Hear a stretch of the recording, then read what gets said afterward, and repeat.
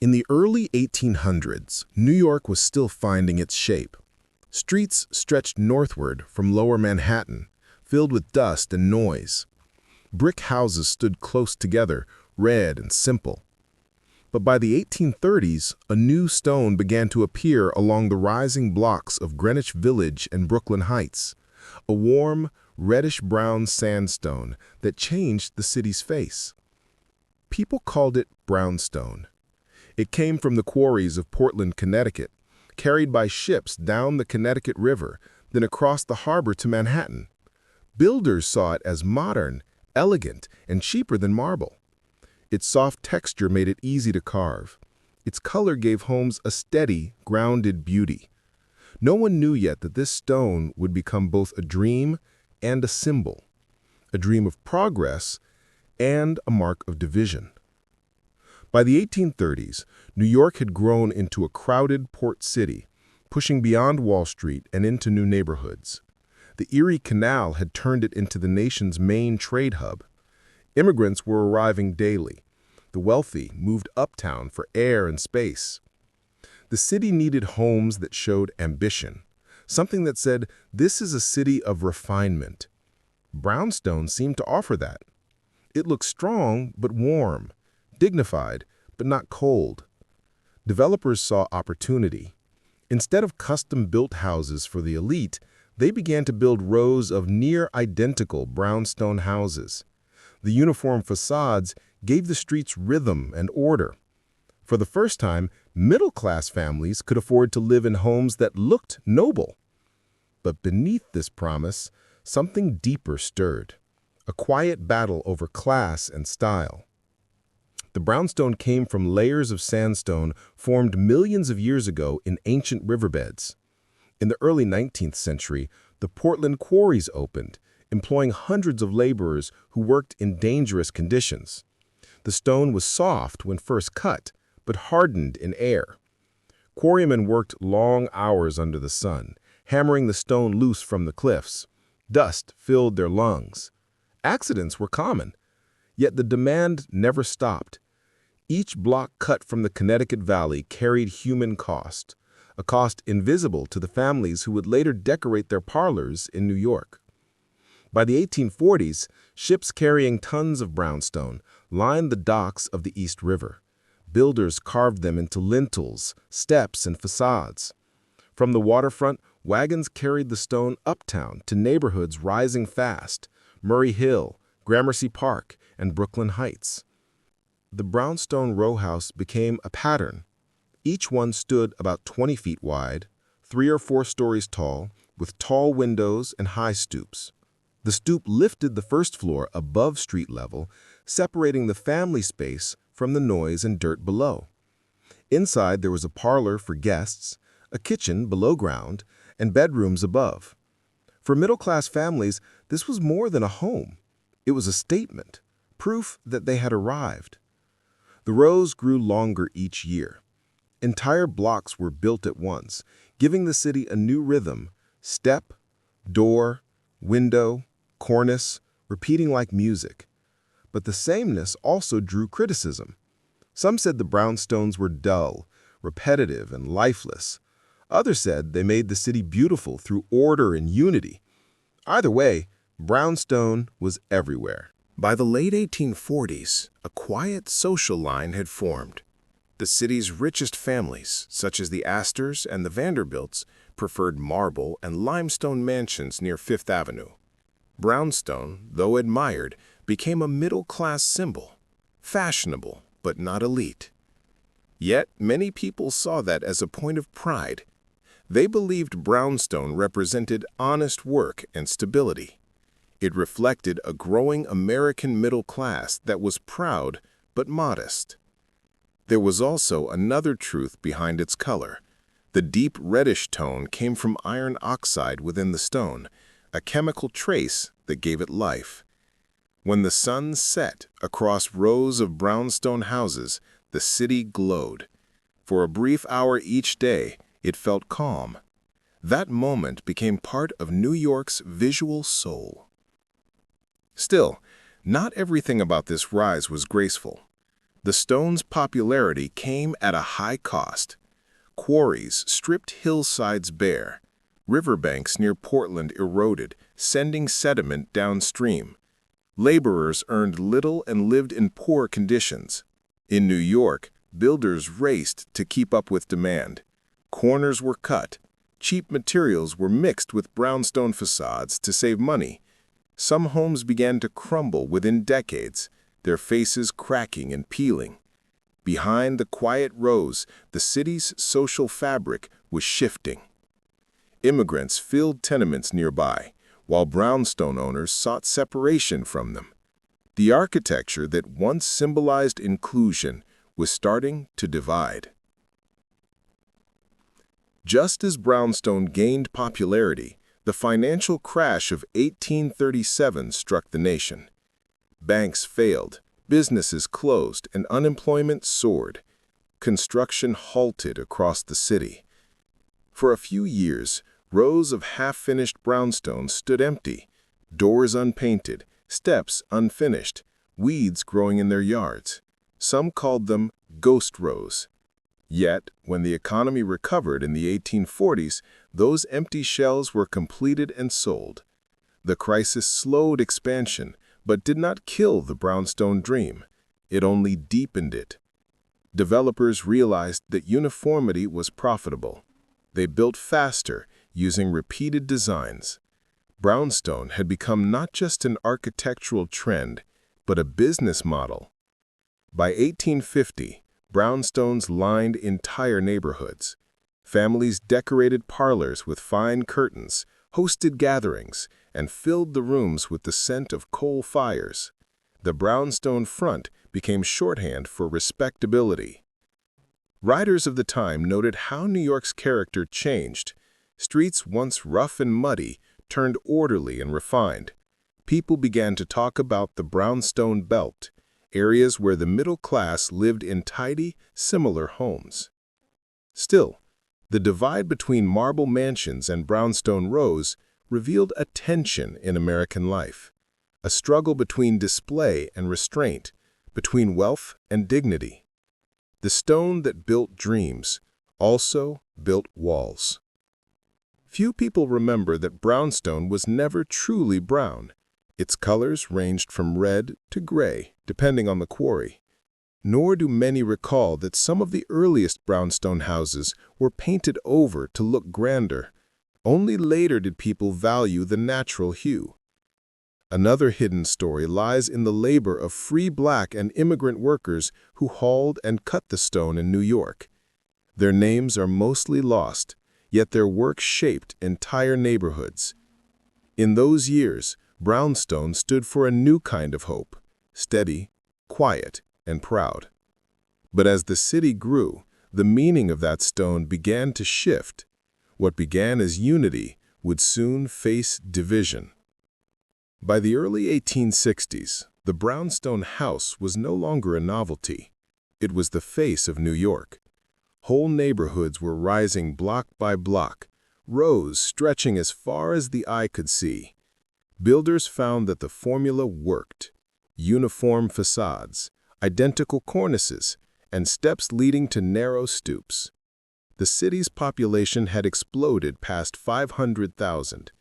Immigration from Ireland and Germany had reshaped the labor force. With every passing year, the brownstone rowhouse became more than architecture. It became a sign of arrival. For young families, owning one meant security. For developers, it meant profit. For the city, it meant an identity.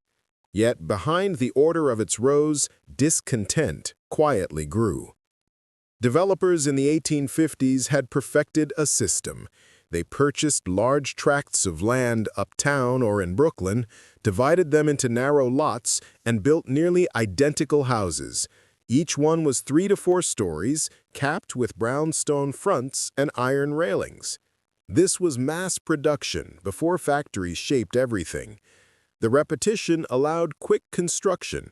Carpenters, masons, and plasterers worked in rhythm, finishing rows in months. Advertisements filled the newspapers: elegant brownstone houses for sale, respectable neighborhood, modern conveniences. The cost of building was about $10,000 per home, affordable to the upper middle class. Families of lawyers, merchants, and skilled tradesmen filled these blocks. The homes gave them what the city's new economy promised: respectability and permanence. But that sameness also led to criticism.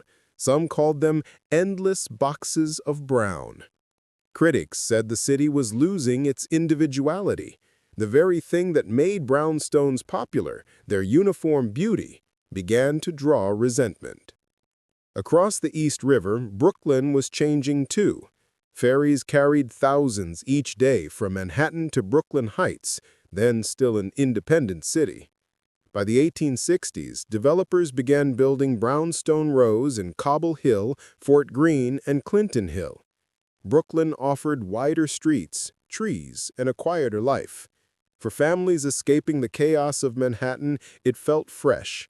Rows of elegant homes rose along Clinton Avenue and Lafayette Avenue, giving Brooklyn a new image, a city of brownstone dignity.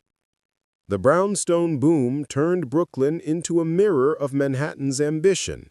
Both cities were now covered in the same soft stone. The sight of endless brown facades came to define what an American city looked like. The stone came mostly from the same source, the Portland quarries in Connecticut. By the late 1850s, thousands of workers labored there. Ships filled with stone traveled constantly down the river to New York's docks. The work was brutal. Men cut the stone from cliffs that rose above the river, using hand tools and black powder. Quarries were wet and dangerous. Accidents were common. Dust choked the air, yet pay was meager. Many workers were recent immigrants.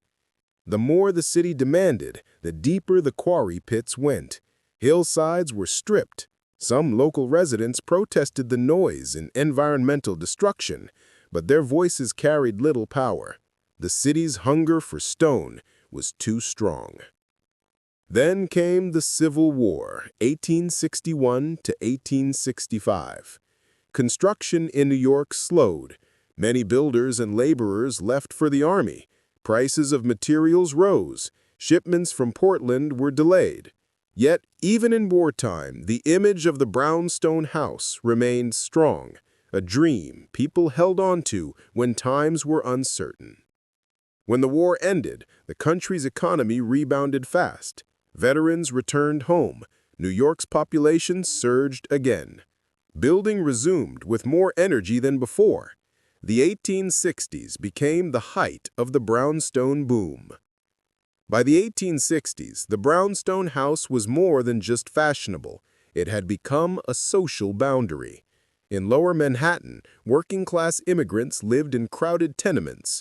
Uptown, the middle class filled brownstone rows. The facades marked a line between poverty and security. The stoops stood as thresholds. Above them, the promise of respectability.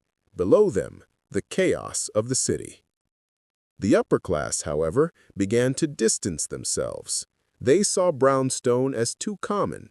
Wealthy families moved further north to build marble or limestone mansions near Central Park. Brownstone, once admired, was now considered middle-class material. The city was dividing, not only by wealth, but by architecture. If someone walked through New York in 1870, they would have seen endless brown. From Washington Square up to Harlem, the color defined the city's tone. Children played on stoops. Servants swept the steps in the morning. Gas lamps flickered at night across rows that seemed endless. But inside those homes, daily life revealed class differences too. Servants worked in the basement kitchens. Families entertained in parlors decorated with heavy drapes and carved mirrors. The stoop acted as both a stage and a wall, a place to see and be seen, but also to keep distance. In Brooklyn, whole neighborhoods were shaped by these routines. The rows of Fort Greene and Park Slope reflected ambition, but also conformity. Each home was different in detail, yet the same in rhythm. In February 1866, a massive fire struck Lower Manhattan, destroying over 200 buildings near the waterfront. Though far from the brownstone neighborhoods, the disaster exposed the danger of wooden structures and cheap facades. Afterward, city leaders pushed for stronger building materials. Brownstone's reputation as fireproof strengthened its place in architecture. More developers adopted it.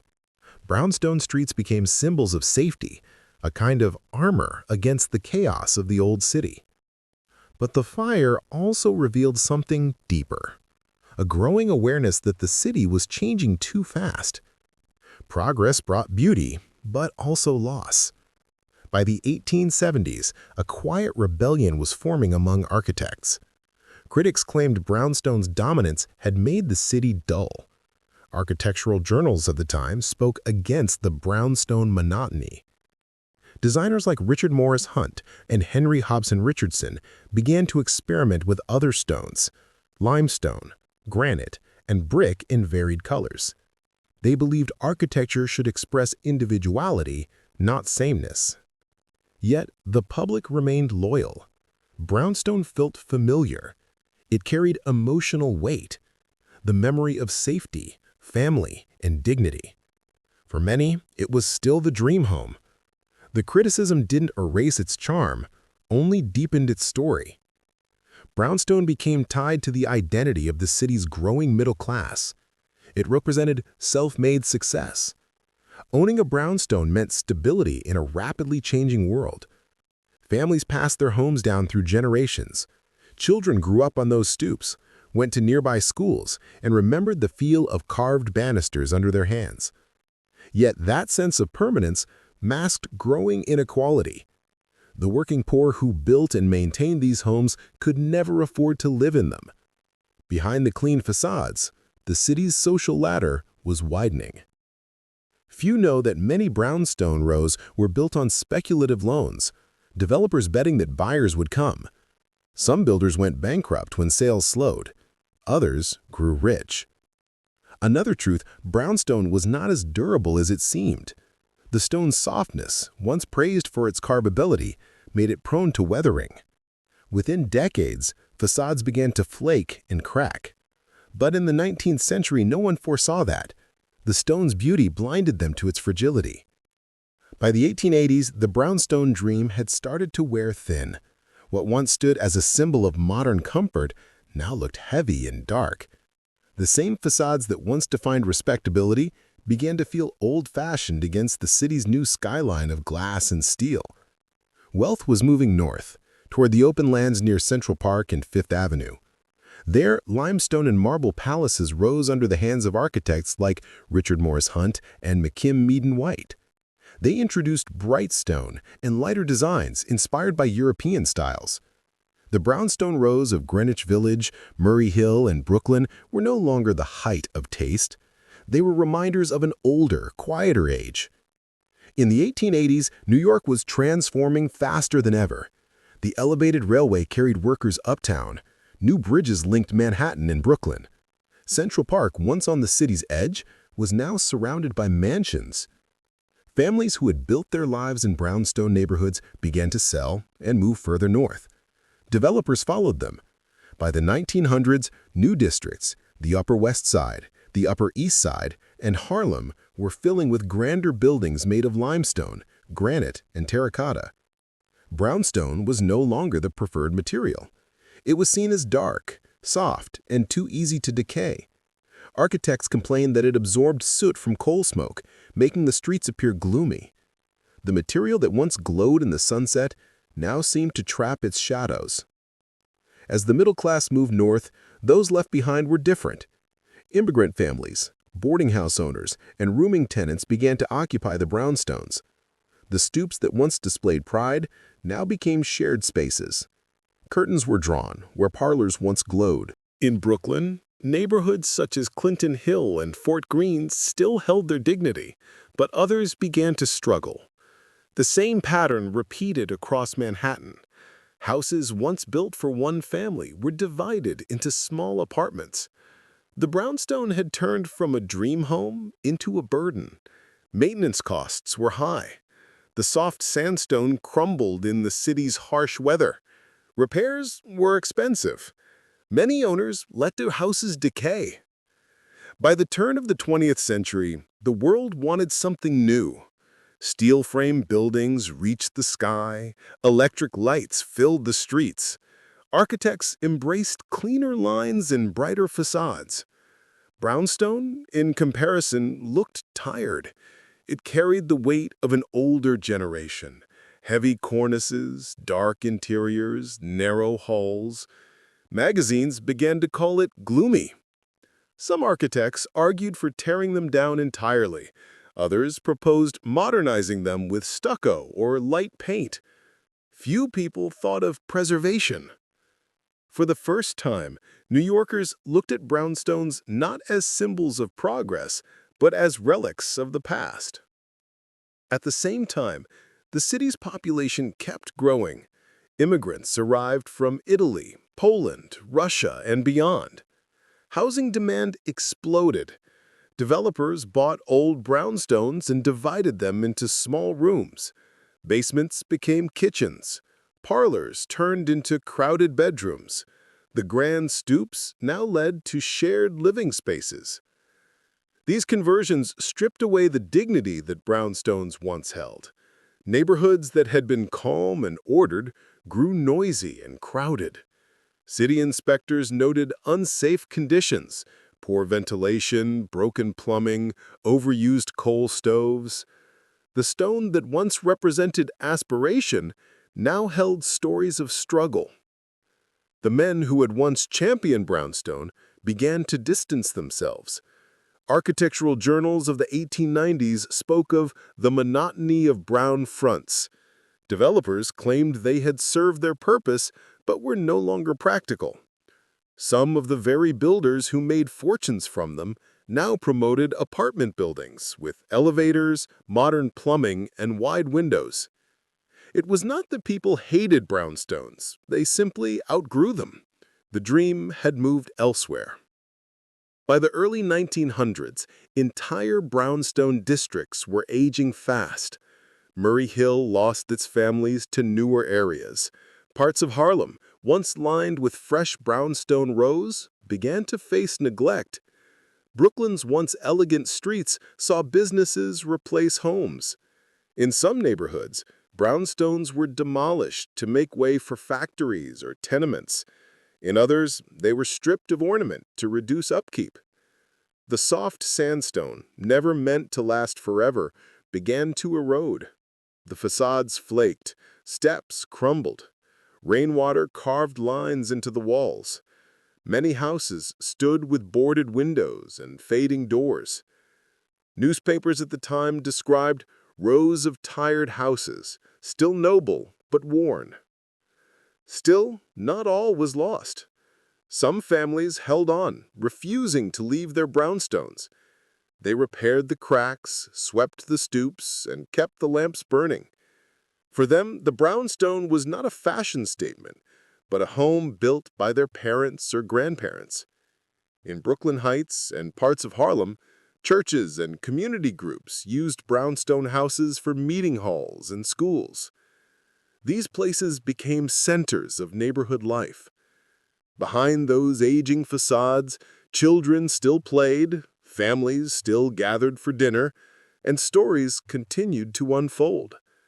The city was changing, but the brownstones remained, stubborn, silent witnesses to time. By the 1910s, the skyline of New York had changed beyond recognition. Steel towers rose in Midtown. Electric streetlights lit the avenues. The subway system connected boroughs that had once felt far apart. In all this progress, the brownstone row looked small. Its narrow stoops and dark windows stood in sharp contrast to the modern city around it. For the first time, preservationists began to whisper about the loss of the old streets. Architects spoke of character and human scale, but these voices were rare and faint. Most people still saw brownstones as leftovers from a slower age.